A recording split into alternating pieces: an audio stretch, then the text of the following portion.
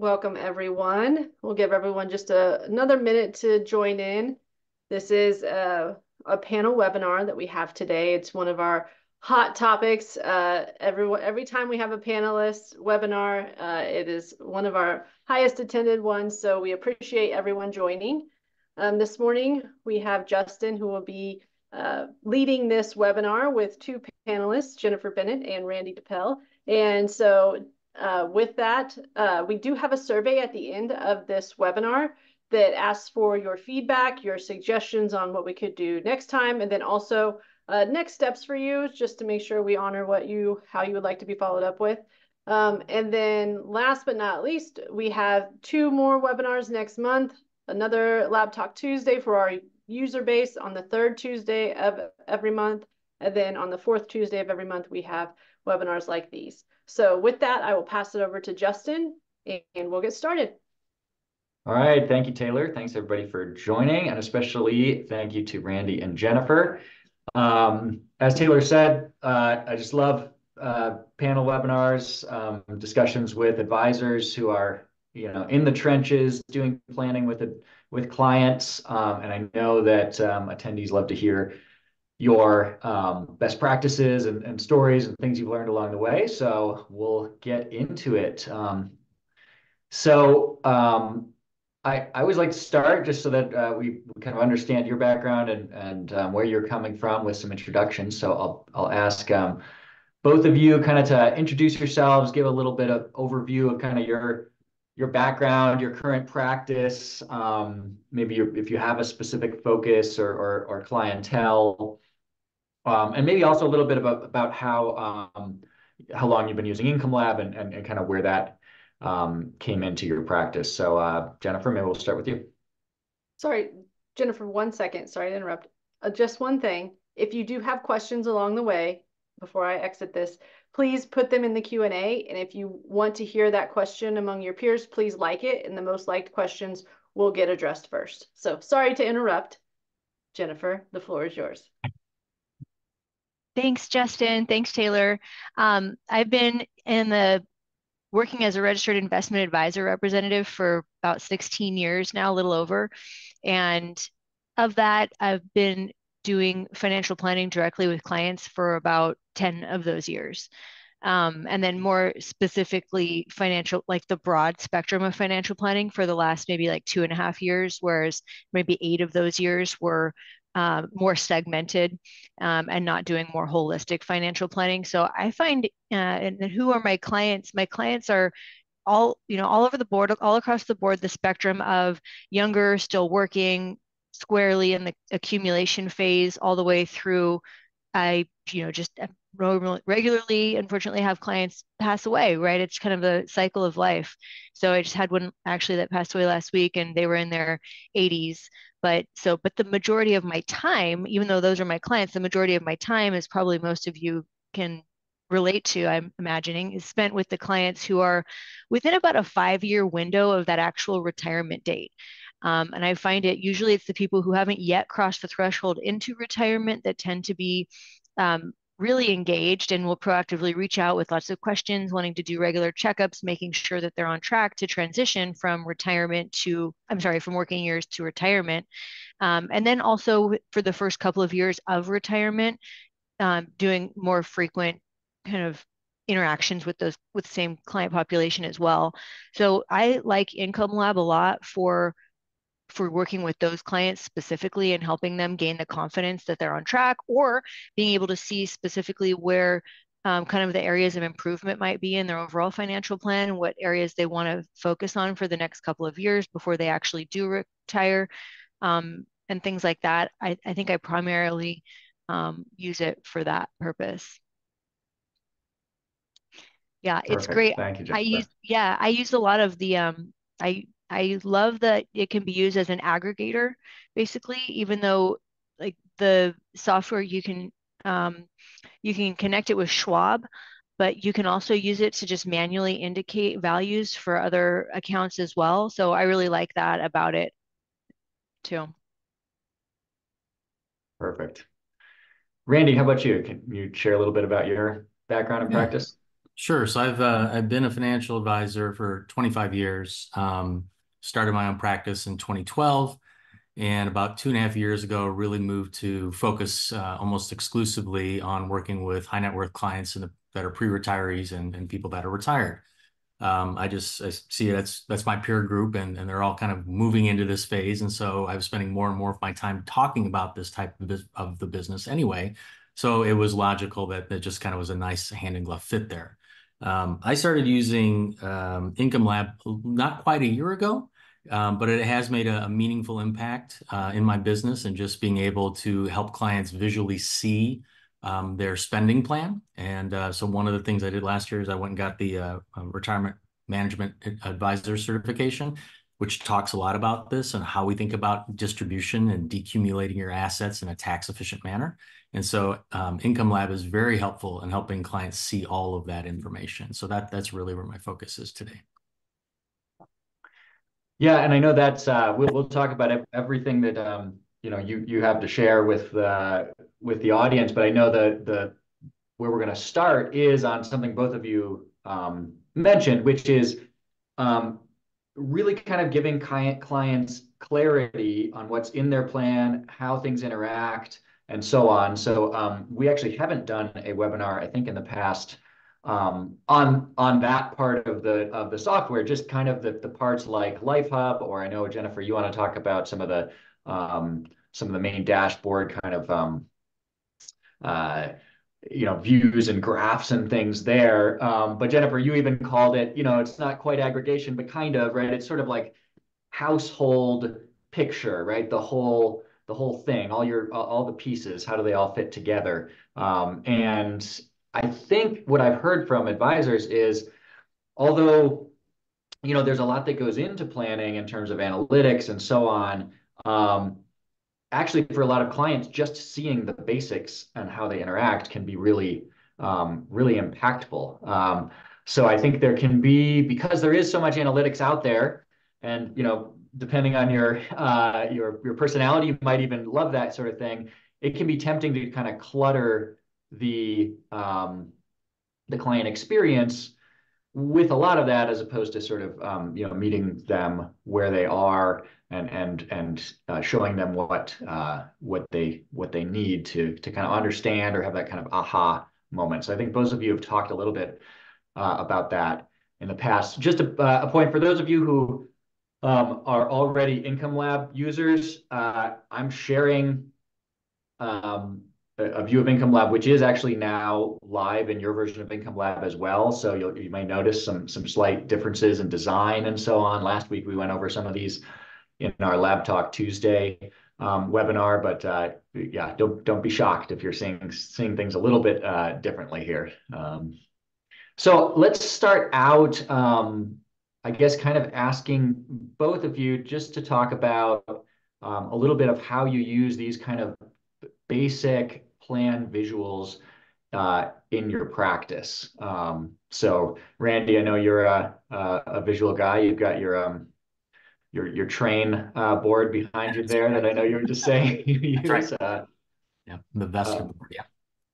Maybe share with us a little bit, how you use Life Hub or some of these other simpler views with your clients. Sure. Well, I think at a very basic level, we are all visual learners, and Income Lab and Life Hub in particular is a really great kind of simple, rich visual to show your clients where everything is and what it's worth, and then how we're going to use it as part of your overall spending plan. And for me, it's really an active part of our annual review meeting that we kind of do this time of year to kind of talk about, all right, so last year we spent X dollars. This year we think we're going to spend Y dollars. Here's where those things should be coming from. And that's what I really love about the income part of this, is that you can click through and see where are these scheduled, where do we get this number from? How did you come up with that, Randy? Why? Well, okay, well, why do we want to take, money from the IRA this year? And we can have that conversation. And that kind of spills over into some of the other tech as well that I use. But at the end of the day, it really just gives people a really good idea of like, how are we going to cobble together this income that we need to take care of all of our spending in this year? So that's really how I use it most effectively with clients, is to really kind of spell out for them literally $5 from this account, $1,000 from that account, and so on. And I know you had a really helpful, something I found really helpful, way of thinking about how you present a plan to a client, and that there's sort of two, I don't know, Zoom levels or something to it. And how, yeah, of course we're gonna plan for, a longer life, and all of that is taken into account. But then you had a way of talking about what people really care about, and using LifeHub to kind of zoom into that. Maybe it's sort of the first couple years, or this year and a few coming years. Can you talk a little bit about that?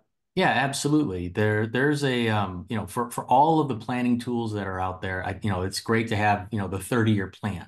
But I think there's a great cartoon I've seen actually from Adam Holt, a good friend, who talked about a professor in front of a whiteboard with all these calculations and everything, and the client talk bubbles at the bottom saying the professor or advisor's like, if you have this inflation and this expected return, these assets, blah, blah, blah, then your plan works 100% of the time.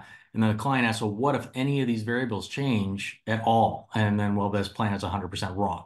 So while we like to have the long-term view, and I think it's good to kind of focus on a trend and where we're going, let's focus on today. These are things we can control this year. Are we going to have any spending leaks? Like, are we looking at this through the lens of, oh, I spend $10,000 a month and I need to make sure they have that guaranteed, from all these different sources. All right, well, that sounds great, but what happens? Are we buying a car this year?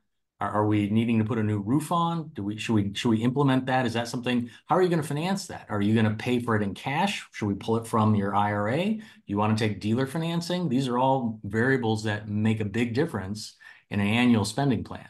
So when I look at it through the lens of the client, I'm trying to help them figure out what is the best path for this calendar year. And so we're going to drill down into the cash flows section, and even use kind of I forget the name of the fancy name of the flow diagram. But being able to turn that on for clients to say, like, here's where all your income's coming from, and here's where it's going. Right? Does this all make sense? Do we want to make sure, should we add some more money over here for that car? Because if we do that, well, then we have to go back and look at our assets and liabilities maybe a little bit more differently.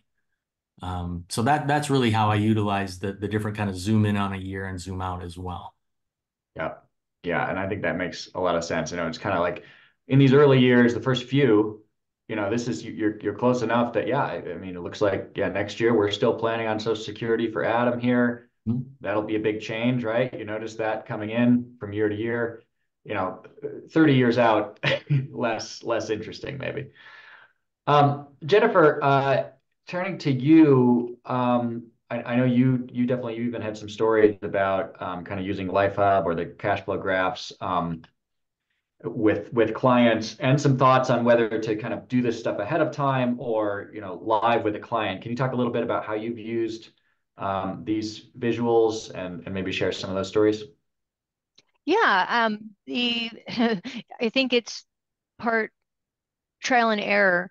I know, for example, I was thinking about that this morning, and I had a client experience. Well, let me also say, I came to a new company last year and started using Income Lab. I forgot to mention this at the beginning. In around June, is when I started using Income Lab, and I really kind of rolled up my sleeves, dove in, and did a couple of Lab Talk Tuesdays, and kind of mostly taught myself from just getting in there and getting experience. So I had at least a couple of times where I gathered information verbally from a client.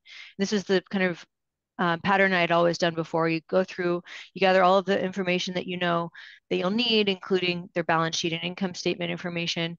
And then I would go and turn around and plug it into the software without the client present, thinking that I would show them the end product basically afterwards. Like in our second meeting, we talk first, I'd gather information. Second meeting, I'll do a bit of a presentation.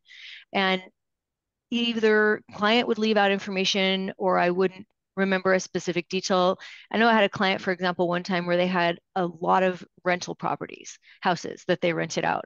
And I got so focused on gathering some of that information that I forgot to ask about a few other sources of income. I don't remember what the details were, but a few details I forgot to ask on that information gathering session. So with the client doing a screen share, I popped into the dashboard page, into the part where you're inputting information. And I did that with them so that they could see that I was inputting their anticipated Social Security income and their current income from employment, their all their different income sources, just to double check. And they really enjoyed watching that, it seemed like. So I started doing that a little bit with other clients to kind of ensure that, show them like, look, I'm putting this information in. They kind of, I feel like they felt reassured that they knew I was covering all the bases.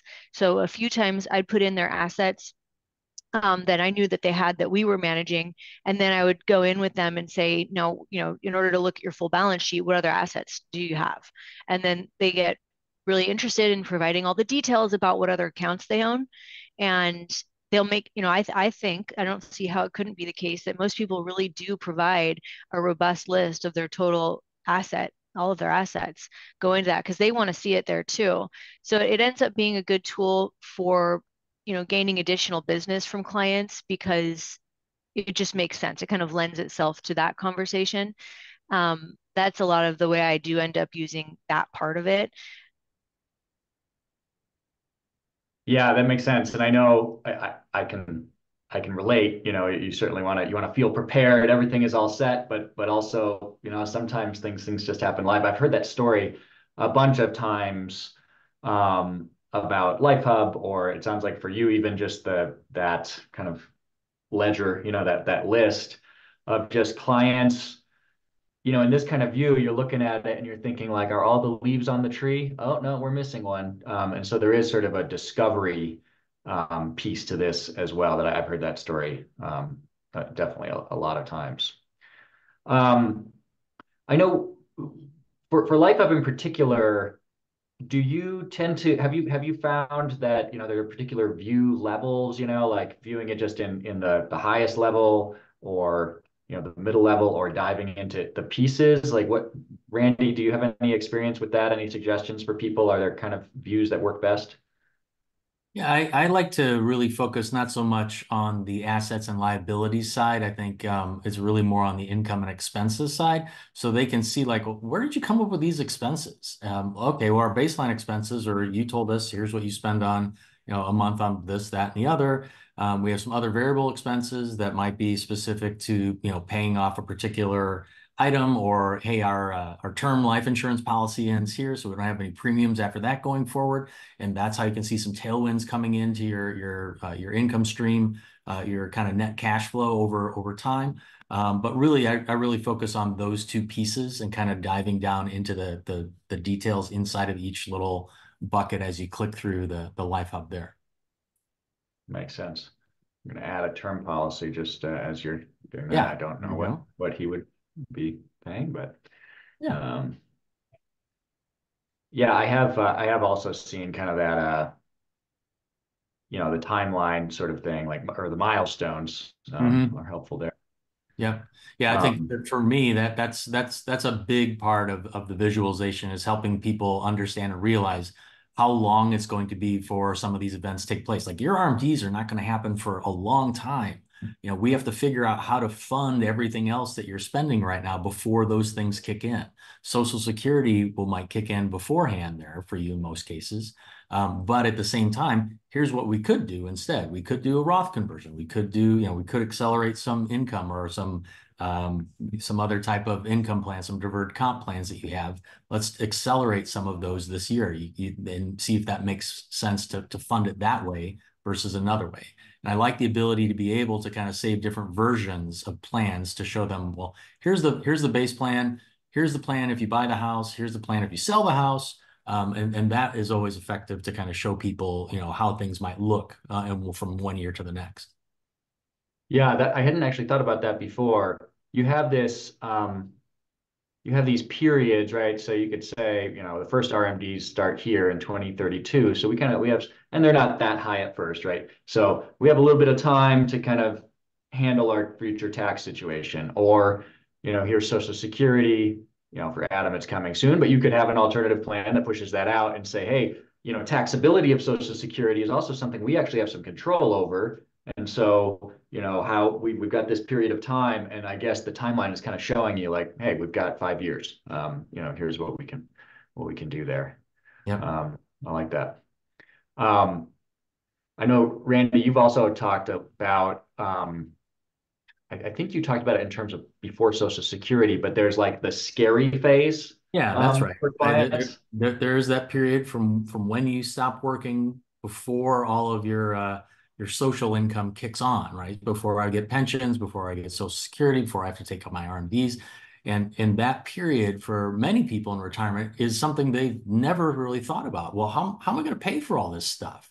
You've been working and working and working and diligently saving, and everybody tells you keep putting more money in my different accounts, and you've been doing that diligently, but now you're here. And I think one of the hardest things for people to really get their head around is I need to spend this money. And that's why you've been putting it away for so long. And quite honestly, using some other tools as well, you can show them, hey, as a married couple, you could that first $80,000 of income from a capital gain standpoint, or something like 85, I think it is this year. That's zero taxes if you take capital gains, right? So how do you implement your spending plan with your tax strategy? And that tax planning element really comes into play significantly in this scary period, right? We have a set number of years. We can actively think about how are we going to take different parts of different taxable or non-taxable buckets of money, change their characterization, or provide cash flow. Like, how do we best do that? So that's where I spend a lot of time walking clients through this, what I call the scary period. Yeah. Yeah, and even just watching, like if you just focus on portfolio withdrawals, wow, oof, 130. And then okay, now they're getting under control again now that I'm fully into Social Security. Right. Um, Jennifer, I know that you also, speaking of kind of these, uncluttered views that you also use the income sourcing view quite a bit. I wonder if you could speak to us a little bit about how you use this and what some of the impact is for you.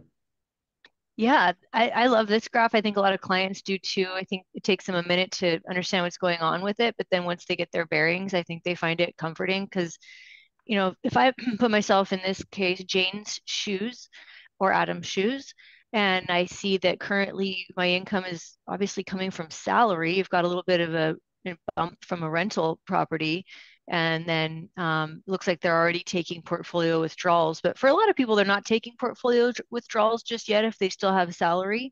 And so it's hard for them to visualize that jump from the left-hand side of that graph to the right-hand side.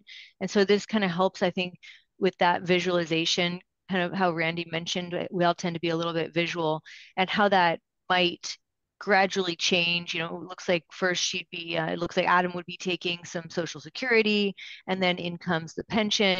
And then there's this little gap in time where their portfolio withdrawals would be elevated before that Jane starts taking her Social Security. It's kind of like what Randy mentioned is the scary phase. And I like that terminology, but this is what I end up kind of helping them with on that. It's like, yeah, you're going to have elevated portfolio withdrawals right there in that little place where you see that gap between the purple and the black.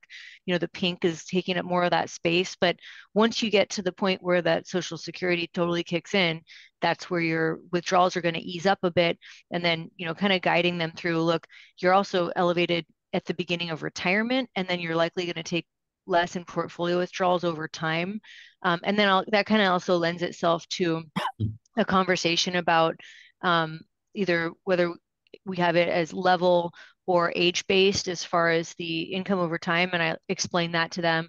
And I don't personally have a bias or a preference on that. I like to kind of walk my clients through that concept and see if they care. Sometimes they do, sometimes they don't. And if they don't, I actually tend to use the age-based one just because it's a little bit more, I think it is a little bit more of a stress test on the portfolio. I could be wrong in that. But I like to just show them that. And then the cash flow tables below this, I always show them that too. Yeah, if you push that, yeah. I love to show them this because again, it kind of it helps them with that visual between now versus if you jump down 5 years, the situation is totally different. And I find that it alleviates a lot of anxiety for clients. They're like, "Oh, okay, so you have a game plan in place for me, and I don't have to worry about." I think people are worried that they have to figure that all out on their own, and they think they're coming to us for investment advice. Yeah, we're putting together a portfolio for them, which is great, but also like how do we actually derive income from those investments? So this, I think, really bridges that gap for them. Um,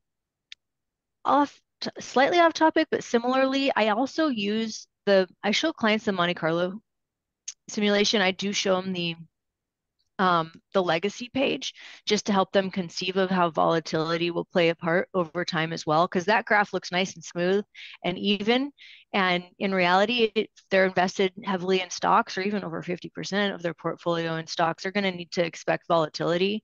And they usually haven't been paying as much attention during their working years. They've been accumulating and contributing, and oftentimes to help set expectations, I really want them to understand that your balance is going to bounce around, and that's going to be okay too.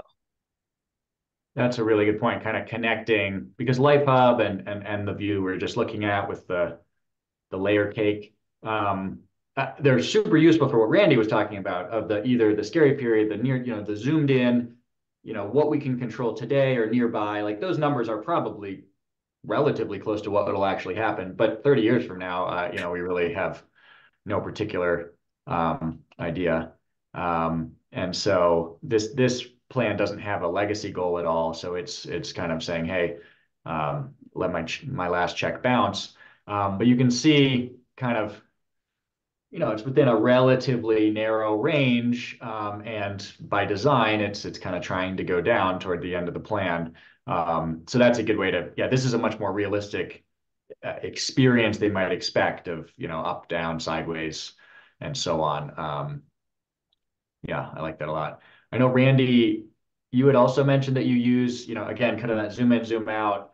I think you mentioned that you use the stress test sometimes for that same kind of idea of like, hey, Absolutely. longer term, this is more realistic of what your experience will be like. Right. Yeah, that the being able to show people that, hey, volatility does happen, and guess what? With the guardrails approach to this, when times are good, you can take a little bit more, but when times are bad, this is probably not the year to buy the boat. We probably should hold off another year and see how the market does. If it gives us the returns we need, then yeah, let's go ahead and pull that lever. If it doesn't, well, let's make, and again, you've talked about it. One of the reasons I originally signed up is just the idea of, retirement is not pass or fail. It's really a series of micro adjustments over time. And so to say, hey, this year we've done well, we're having a good economy, we can afford to take an extra $1,000 a month or whatever that ends up being. So you could take the extra vacation this year. I'm giving you the thumbs up, the green light. Go ahead and do that, because I feel confident in the data that I'm looking at here that you're going to be just fine. Yeah, so I think both of those can be used that way. The plan test shows 7 of them, so you can kind of see, okay, it's good, there's bad. You're kind of, we're by adjusting, we sort of keep you on track. And then the retirement stress test, because it's fairly relatable to most people in the sense of like, most of us remember '07 and certainly Yeah. remember 22, right? Which is right here. You can see that blue line going down, and that didn't feel good. Right. But it would have kept you on track. Exactly. Um, I know, Randy, you had also mentioned that you'll sometimes use Life Hub for, well, in fact, you just said it, that you'll kind of run multiple scenarios. You had mentioned gifting to me in the past. I think you just mentioned, was it pushing Social Security back? Are there other kind of A/B testing, scenario planning Yeah. things you do, and how do you show that? Yeah, so you've kind of populated a few of those. I think one in particular is the Roth conversion and the gifting strategies. Is like how do we thoughtfully we see our assets growing over time despite all these distributions. So what should we be thinking about? Depending upon the state you're in, and maybe you have no federal estate tax to worry about. Maybe you have a state estate tax to worry about. Well, let's put together a gifting strategy that shows, hey, we're going to push money out to our 3 kids, and then also send some money to the alma mater. And those are great ways to illustrate, all right, so we need money for gifting, and we have these expenses, and where is that going to go? So is that going to be part of our variable expenses? Is it going to be part of our baseline? I think it's more of a variable expense personally, because we might decide in any given year, oh, well, I'm going to take full advantage of my annual exclusion this year. or for the next 3 or 4 years. But once I put $100,000 away for all the kids or given them that, I'm going to pump the brakes. So that's plenty of money for them. So or along the way, well, now I've changed my mind and I want to give a $500,000 to the Boys and Girls Club. So okay, go ahead and do that. Let's map that out and put that out 5 years from now. How are we going to fund that gift with a donor advised fund or whatever that might be? So those are the type of things I think you can really kind of create these alternative scenarios. Have your base case plan. Here's where we are today, and this is what we're looking at going forward. But if we decide in a couple of years, I want to, my portfolio has grown. I feel fine with my income sources. I have assets I need to distribute to be tax efficient. So here's a couple of ways we can do that. And here's a plan and what that might look like. Perfect. Yeah. And on the Roth conversions, I was trying to show as you were speaking, there's a bunch of ways to kind of point that out. One, actually just hovering here, hey, we'll do them for a while and then they go away. But clicking through the first couple of years, kind of seeing, okay, we'll be drawing a bit from both of you, drawing that down. You can see here, we'll be kind of living on our money from taxable account, but moving some IRA and 401k money over. Yep. I know, of course, both of you use other software in your practice as well. Is there, how does Income Lab fit into your kind of technology strategy? Are you using it with everybody, just kind of a certain clientele? Are there other tools that you use, kind of alongside Income Lab or in a handoff with Income Lab? Either one of you, you want to go ahead, Jennifer. I use this as a primary source for our financial planning software. There's other softwares that we use kind of in the back of the house, so to speak, but this is the only thing that I'm using in a client-facing capacity. We use Schwab as our custodian, and of course, clients have access to the client page. Their client website is different from the advisor website, but so other than that, we do have a portal that is our proprietary software, but for financial planning purposes, this is all we're using currently. So I find it really helpful. I'd like to hear about others' experience as far as allowing clients to access it, because I know whenever you're setting up a new household, you have the option of allowing the clients to access it. And I haven't been brave enough because I am concerned that clients might go in and make a mistake, or that the data that I put in would be overwritten by clients. But maybe I've thought about that for a few times here and there, like, oh, maybe it would be beneficial to let clients go in and enter their own data. But I haven't been brave enough to try that just yet. I would say and I know there's a lot of different opinions on this, and I don't particularly have opinions, but you can give view-only access, or actually access that really just you're using it as like an aggregation tool where they can pull in, assets held away. So there are baby steps there as well. Randy, do you use the client portal at all? I do on a very limited basis. If clients ask for access, then yes, I'm going to give them that view-only view. But otherwise, it's part of our, for the most part, our open Zoom type meetings, and are part of that review process. So yeah, I think that it's kind of like use it as you will. The flexibility is really nice to have, and certainly appreciate it. For me, outside of Income Lab, I also use Solistaplan, Nitrogen, aka Riskalyze, FP Pathfinder, and Asset Map. Asset Map is in many ways a similar type of technology, but it does different things and actually is very important as far as the discovery process goes for me. So I'm able to pull over a lot of that data immediately and populate a lot of this for the client up front, so that when we step into the Income Lab, we can actually kind of get our hands dirty and start messing around with the what ifs, right? So, yes. But those are my core technologies. Okay, great. I know we've got a lot of questions here. We usually don't go through all of them, but we do have one that kind of just segues from what Randy was speaking of, that has the most votes. So We'll tackle that one. And then again, anybody, if you'd like to hear the questions answered, please like them and we will address the most liked ones. So do you find a need to use and keep a traditional planning tool like eMoney when using Income Lab? Or can Income Lab be a replacement for a traditional tool like eMoney, Money Guide Pro, Right Capital?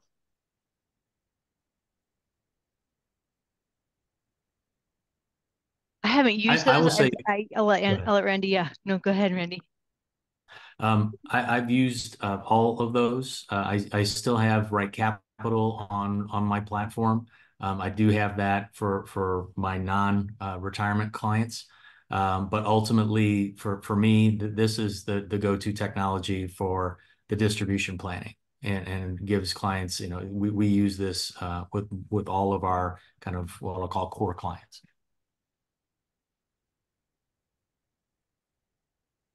And Jennifer, it sounds like you don't currently use any of those. What are your thoughts on, um, using for different types of clients? I think it's helpful. In the past, I worked for a company that had their own proprietary software that was all the financial planning software was basically part of what the company was all about. And so that clients had more autonomy with that. Just since kind of going back to my comment on, I haven't set up any clients to go in and self access the platform, which would be a stark contrast from the past experience that I had. So I think Income Lab is a lot more sophisticated and is most likely, in my mind, designed for the planner or the advisor to use and not as much for the client to use as a tool.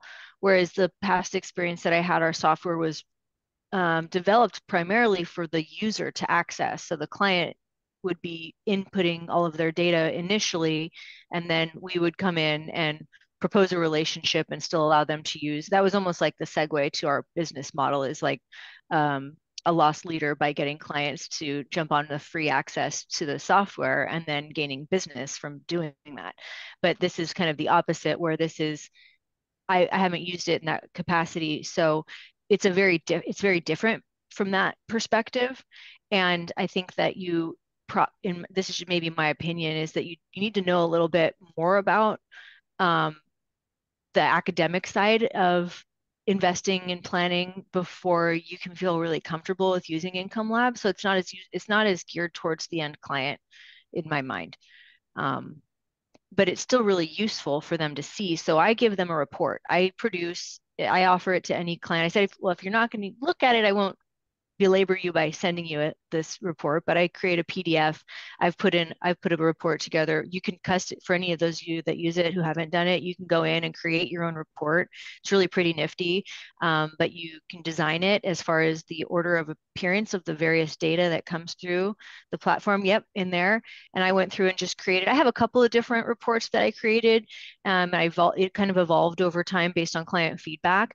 And so at the end of our sessions, I'll typically offer clients, they would like the report, they'll sometimes take me up on it. And sometimes I know that they've looked at it because they'll have questions about it. But that way they have like a one snapshot in time perspective to keep and view at their leisure. And then we can always make another one later down the road. I don't think they want one more than once a year or so. That And that is was a great, actually go ahead, another Justin. question. Yeah, So, a great segue into like a couple combined questions that we have. So are you using native reports in Income Lab? Are you taking screenshots and sharing those is one of them. And then the other one is, oh, let me find the other one. But for that question, has Income Lab produced any marketing material we can use, such as graphs, images, and flyers? So kind of what you all are using and either pre report and during and when you're sending out this report in general. it sounds like Jennifer, you do at least offer PDF reports. Randy, do you do any reporting? Just the short-term income plan. And it really kind of just like, here's our spending plan for this year. It's kind of like what I'll call the game plan. And we're gonna, first quarter, second quarter, third quarter, fourth quarter. But our spending plan as a deliverables is a really nice way to show here's what we're saying our income sources, our income is going to be, and what we can spend, and here's where it's going to come from. Yeah. Yeah, and follow up to that, can you print out any of these pages as outputs and attach them to a deliverable document? So back to LifeHub, you can also show the PDF option. Yeah, this is one other. So the main report center that I was showing before is up here. So in the new navigation, basically anything that's kind of for the whole app. And so the report center is where you can create templates, you can make reports for any household. So anything that's kind of for the whole app is up here, and anything for a particular household you're working on is in the blue over here. So that was the report center. But one other place you can generate a report is inside LifeHub.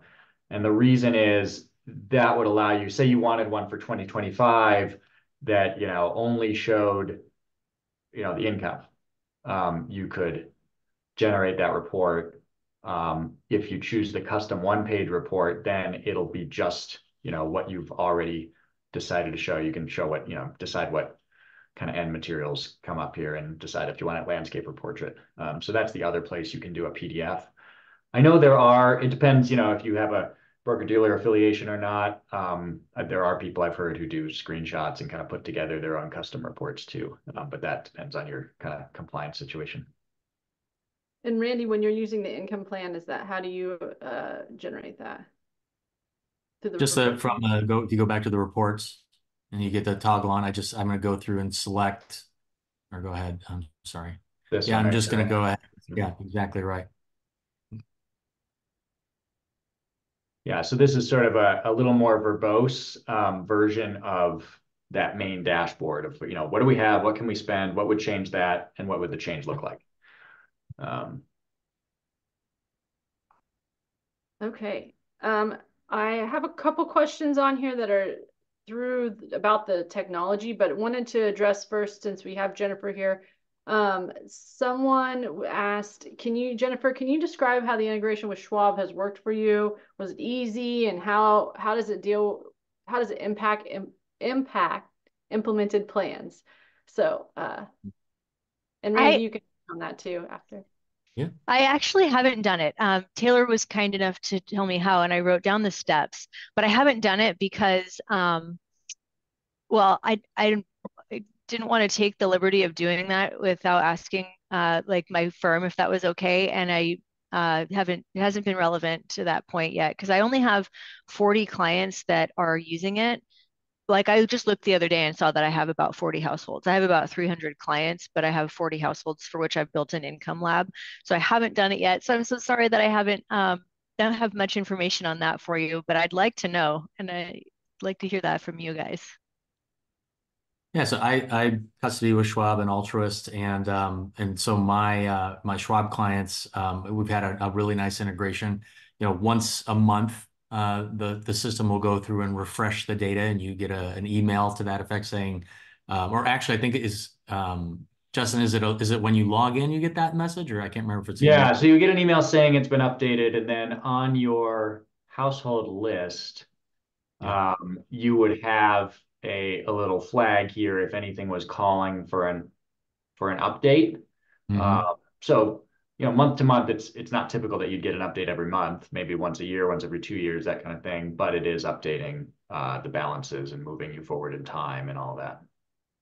I guess that's what I meant to say is like that you're getting that notification that the July data or whatever, the December data has now been refreshed inside. So you can go in and see like, oh yeah, here's our 3 managed accounts that we have with the client, and all those balances look exactly right. So that's good. And how does that, flow through the plan? And you could, spend as much time as you want going through all the analysis of all the inputs.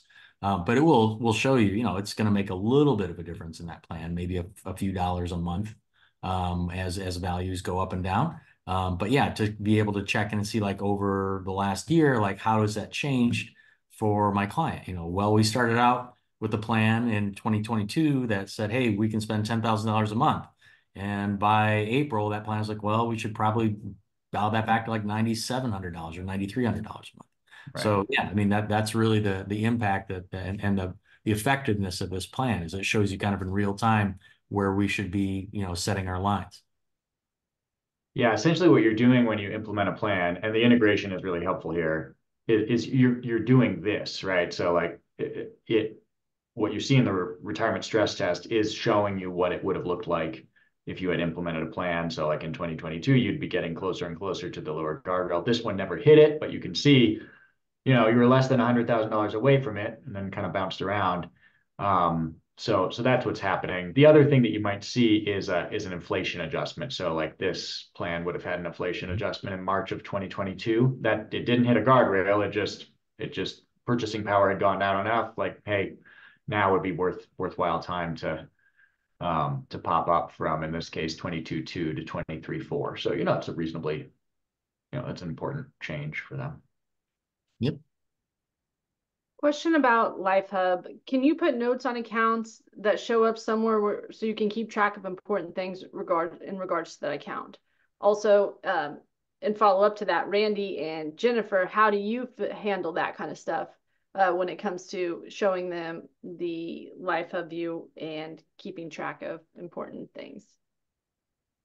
The answer on the software side is not yet, but that has been a big ask from a lot of people. So it is actually coming up on our list of new features as something that's becoming a higher priority. So I would expect that within maybe sometime in the next couple of quarters. I Yeah, for use me, OneNote. I just use I'm not sure if you're familiar with OneNote, but I love it. I use it. I couldn't get through a workday without it. I have a page for every client that I speak with. I have a template for every client that I start working with as a new relationship, like a template that I created that I go in, copy, paste into that new client page and fill it all out kind of as groundwork discovery before even speaking with the client. So then I add my notes into there. I'm assuming you're talking about notes as things such as I had the client take a look at what their potential Social Security would be currently if they were to take it at age 62, 63, 64, so on, whatever. Or a note that says, client may consider taking a payout when they offer early retirement and he might take the severance package or something like that that's relevant to their plan along the way. I just keep all of that in OneNote and have a separate place where I keep all of that. mhm. Yeah, for me historically, it's been Asset Map has that functionality inside of their little boxes, and that's where I can keep all those important notes. Okay. I can take a couple of these just that seem a little bit more on features that have a Yes. lot of votes. So the timeline, somebody was asking, like, as time passes, will you still see 2024 when it's 2026? Currently, no. That is an interesting idea, and I could imagine, extending at least the timeline into the past so you could see those the milestones and kind of say, oh yeah, that's right, that is when we paid off our mortgage. So I like that idea. Currently, it does not. Someone asked about, okay, income and expenses are calendar year totals. Everything else is beginning of year values, and that somebody found beginning of year to be a little confusing. I can totally see why it would be. The price of having it be end of year would be that the current year would be confusing. So typically people look at this for this year and think, wait, that's not what I have right now. So it's sort of a trade-off. There's no perfect solution there. If people want the option to toggle between them, we could look at that as a possibility. What about the killing off of a client, as they've Yeah, called that's it? interesting. Let's ask Randy and Jennifer in terms of plan length and longevity planning. Do you kind of use the defaults and there's a lot of meat behind this in the sense that we base it all on mortality tables and things. Do you use those? Do you set dates of death for clients? How do you do that? Jennifer, you want to go ahead? Yeah, I do look at that regularly with clients when I'm looking at that legacy in the Monte Carlo sim. But Hmm. um, it's very generous. The life expectancy is I'm very in the habit of telling clients that we want to aim for you to live longer in case you do. And I don't manually change any of that. I think my understanding is it defaults to the longer. So if there's a younger spouse with a longer life expectancy, it's going to be based on their life expectancy. Um, I'd like to know what some of the differences are, because sometimes I notice that instead of say being a round number, it might be I want to say 33 and a half years or something like Yeah. that. So I don't know where that's coming from, but we want to overestimate on life expectancy as a practice. Yeah, so this is when you have two clients, it's using joint life expectancy. So it's trying to do a plan that is long enough that there's an expectation at least one of them would be alive at the end of it, to some kind of risk level, right? So the default is um, to put it crudely, you'll outlive 60% of your friends. Right. Whereas if I put it over here, okay, we're gonna outlive 90%. So that's kind of the way to think about it. You'll notice if I switch to, let's put a date of death for Adam, now it is, like you said, Jennifer, basing the total length only on Jane. So you can see kind of the difference between single and joint life expectancy from 33 to 26, just by doing that. Um, have you found, I think that the question sort of expressed some trepidation about sort of putting a date of death in a plan, just because it can be a little awkward. Do you have thoughts on that? I don't. I wouldn't put a date of death for anyone because that's a little odd. Um, and it sounds like it might be a prediction or a forecast, and it's just a little bit strange. But I would just go with the longer, more generous life expectancy. I haven't had, I mean, in the past, I worked for a company where we would ask about their parents and their grandparents' ages at passing, or if they're currently living, how old they are right now, and use a little bit of an actuarial or make it appear that way at least, and generate a life expectancy and then round up in 5 year increments from there. And I found in the past that clients didn't really, I mean, sometimes people got really into it and gave you a lot of superfluous information that was completely irrelevant, like their cousins. But, and then in some instances, people would push back saying, oh, I don't think I'm going to live that long. But by using the default that's in here, I've never had any pushback. People always appreciate that we're looking at aiming for a longer life expectancy, and it's a non-issue, and it's helpful as a planning tool. So I prefer that method. It's just Um, for me, it's just part of the conversation every year. It's kind of we've planned out here for a long, long time. Do you think do you feel like we should be planning for you, to live past 100? Oh, no, no, no, no. If I make it to 80, I'll be lucky. Okay, well, let's show you something that's more in line with that plan. Here's our baseline. It's going to stay based upon this like 100-year, 95-year projection. But if we looked at it at 80, here's what it might look like. So I like to couch it from the client's perspective of, wow, here's what my expectation is. If I live to 80, that would be great. If I live longer than that, I don't know. What is it? What does that mean? Well, here's what it means. yeah. And a couple things just because this can be confusing to people. The Income Lab, we sort of have this, really robust analytics, but we try to have visuals that are simple so that clients can understand. So this would be a case, if Adam or Jane dies, this Social Security will change. In this case, it looks like Adams is higher. So in most situations, Jane would just kind of take that over. We're taking that into account. So even though this graph makes it look like they both live the entire plan, it's not assuming that they will, because if we did assume that, we'd be overstating what they can spend, because it's very unlikely that they actually both will live to the end of this plan. So there's math that's being done on the back end to make sure you're not over promising and under delivering. But this is just kind of a simplified graph so that you don't have wait a second, why did Adam's Social Security stop at exactly that date? Are you saying that's when I'm going to die? You can do that by stating those dates of death. And sometimes that's important. If there's like a terminal diagnosis of some part, there are definitely planning situations where that's helpful. But just because you see everything go through the end of the plan year does not mean that mortality risk is not taken into account. One last question, then we'll wrap it up.